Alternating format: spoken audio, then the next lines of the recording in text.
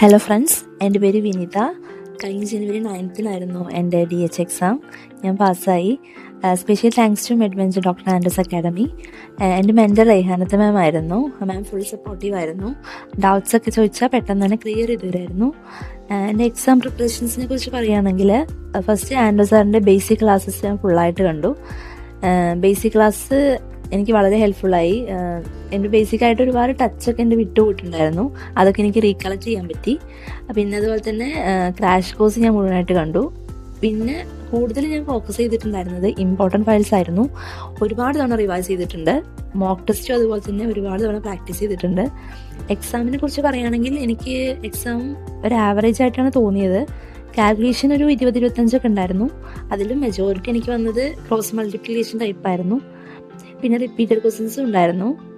Exam attend ചെയ്തത് എങ്ങനെയാണെന്ന് വെച്ചാൽ കാൽക്കുലേഷൻസ് ഞാൻ ഫസ്റ്റ് ഒന്നും ചെയ്തില്ല.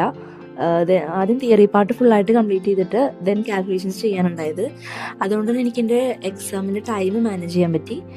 Again thank you adventure Andrés academy.